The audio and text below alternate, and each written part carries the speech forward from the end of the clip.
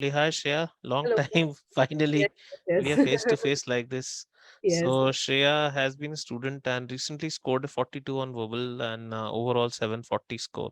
And really would like to ask her about what her journey to verbal 42, which is a phenomenally high score anyway, and how that journey was and what were the challenges along the way, what were her weaker and stronger sections, and eventually what made her master it. And you could give a brief about the 42 side of the score, just how this happened, right? 90% of the time on the GMAT 700 level questions, whatever sounds intuitively right ends up not being correct.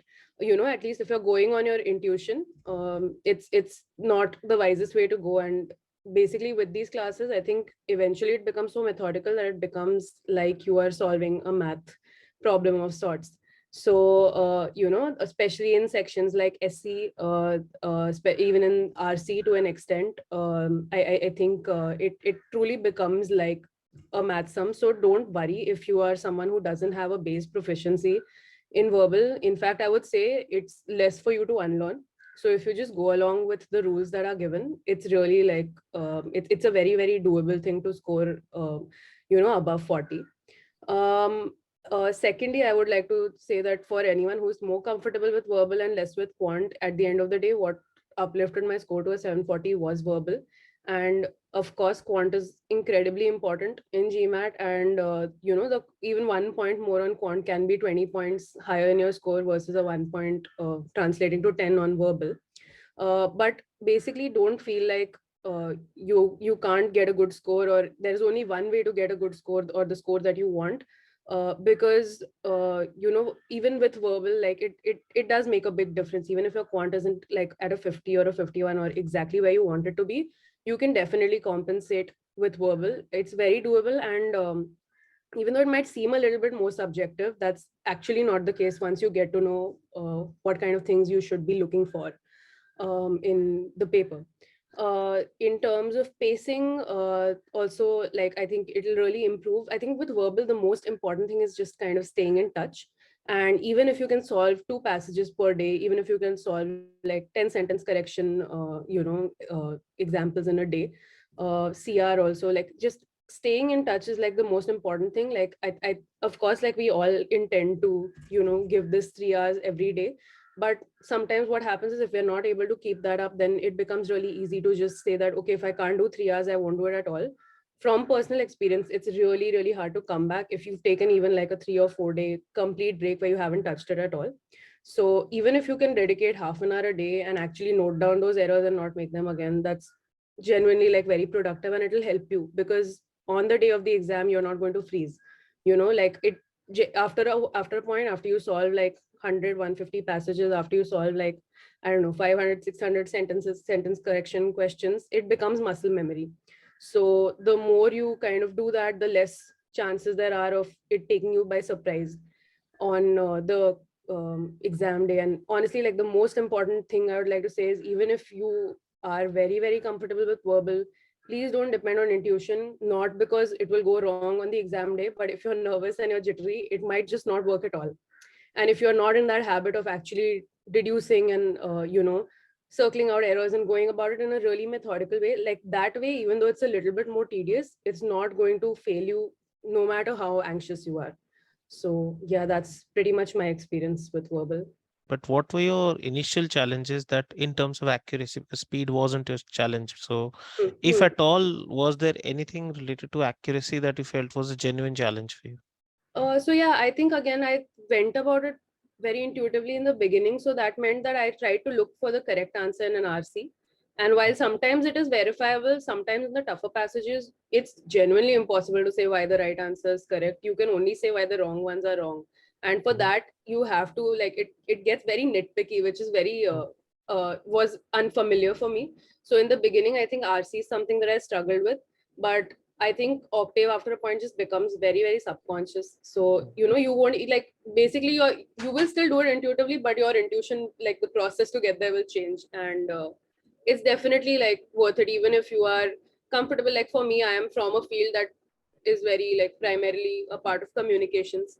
So it's not like it wasn't like a huge challenge, but the challenge is really just like getting rid of this bias that you know what you have to do, or you don't need to follow all those steps because you're comfortable with the language. This is not at all about being comfortable with the language, and it's 90% about logic and 10% about being comfortable with the language. So don't underestimate verbal just because you're a fluent English speaker, or you are Mm. comfortable with the language. How about critical reasoning and sentence correction? Did they trouble you at all in the beginning or later? So yeah, I think critical reasoning was actually like the longest. Like, it took the longest for me because once again, like I would always try to kind of read the options and see which one is correct in the beginning. But sentence correction, I have to say, like that like sometimes, see, if you're used to reading and if you're used to language that sounds a certain way, sometimes the correct option out of the five will be something that's very wordy, and it'll Mm, be something that sounds a little clumsy. Even though mm, it's grammatically correct and even though there's no redundancy, it's going to sound a little bit like off when you read it mm. the first time. So that's something that ends up happening, I think, a lot with that used to be my issue with So sentence you correction. didn't eliminate either. I think in all the No, areas you no. never In the eliminated. beginning, I never eliminated, and I was still like, I would say at a 70% or 75% accuracy. But please don't stop at that, because verbal, it really, I know like quant is usually what raises people's score, but my experience has been just the opposite. Like verbal can and it, like, just stop looking at it as a vocabulary issue and fluency issue, and start looking at it as logic, and it's really going to like sort itself out. So I think my issue with CR was just also like learning to follow the process. Like, as someone who's not very comfortable with quant and someone who had like a decade long experience with quant, We can't hear you, Shreya. Hello. can you hear me, Sandeep, now? Yeah, yeah, yeah, yeah. Yeah. You're saying decade long something, and Yeah, then there was a decade long break between the last time I studied math and Mhm. this class. I was very tempted to just devote all my time to quant and not worry so much about the process on verbal.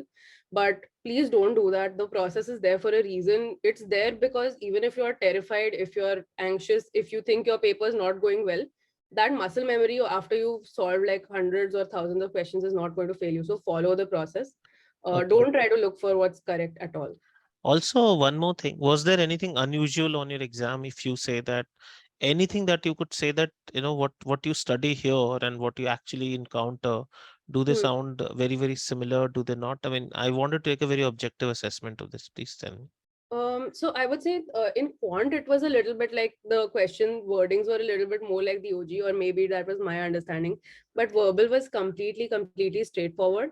In fact, I felt like there was less of like idioms and actual like Mm. language familiarity being tested, and more logic in the Mm. exam throughout, and a lot of meaning clarity, for sure, a lot of meaning clarity. But one thing that I had to also say about my paper is I used to read a lot of things on GMAT club, and of course Sandeep's class as well and everything. But I remember one GMAT club debrief where it said that, oh, if you're doing like really well in verbal, you're going to see like a bold-faced question. And by the time I was on my 30th question on verbal, I was just like, wait, I haven't gotten even one bold-faced question, or is this going Mm. wrong? Like I'm getting like really easy questions, and genuinely not because I was very comfortable. I just felt like they were very Mm. 500 level questions, and I thought for sure I've tanked verbal this time. Mm. But so don't try and judge at any point at all how your paper is going based on the question level. Like, please don't But do that. nothing unusual on the exam, right? Nothing like that. Not in verbal at all. All right. Well, I wouldn't ask because some of the questions that you would have definitely felt a challenge Yeah. solving them.